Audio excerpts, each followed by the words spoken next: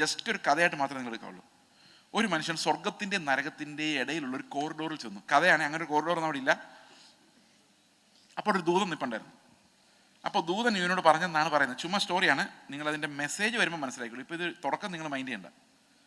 ദൂതൻ പറഞ്ഞു, നിന്നെ കൊണ്ട് ആർക്കും വലിയ പ്രയോജനം ഉണ്ടായിട്ടില്ല, ഉപദ്രവം ഉണ്ടായിട്ടില്ല, അതുകൊണ്ട് നിന്നെ എങ്ങോട്ട് വിടണം എന്നുള്ള കാര്യം ഞാൻ ആലോചിച്ചുകൊണ്ടിരിക്കുകയാണ്.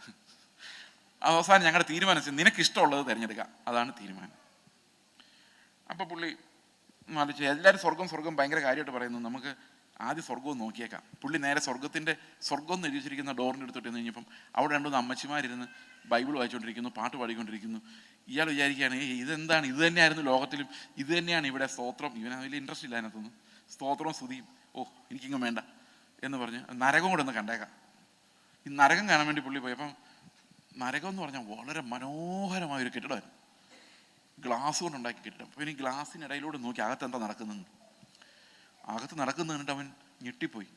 അവിടെ പലവിധമായ ഹോട്ടലുകൾ, ഫുഡ് സെർവ് ചെയ്യുന്നു, ആൾക്കാർ ഡാൻസ് ചെയ്യുന്നു, എൻജോയ് ചെയ്യുന്നു, പാപം ചെയ്യാൻ പ്രത്യേക കോർണറുകൾ, തരാതരം ഫാഷൻ ഷോകൾ, സിനിമാ നടന്മാർ, നടിമാർ, രാഷ്ട്രീയ നേതാക്കൾ എല്ലാം അവിടെ ഉണ്ട്. ഭയങ്കര എൻജോയ്മെൻറ്റാണ്. അപ്പോൾ ഇവൻ ഈ ദൂതനോട് പറഞ്ഞു, എന്തായാലും സ്വർഗത്തിലോട്ട് ഞാനില്ല, ഇതൊക്കെ വിട്ടിട്ട് എങ്ങനെ സ്വർഗത്തിലോട്ട് പോകുന്നു, എനിക്ക് ആകെ എൻജോയബിളായിട്ട് തോന്നിയതാണ്. അന്നേരം ഈ ദൂതൻ പറഞ്ഞു, പോയാൽ പോക്കാണ്, പിന്നെ തിരിച്ചു വരാൻ പറ്റത്തില്ല.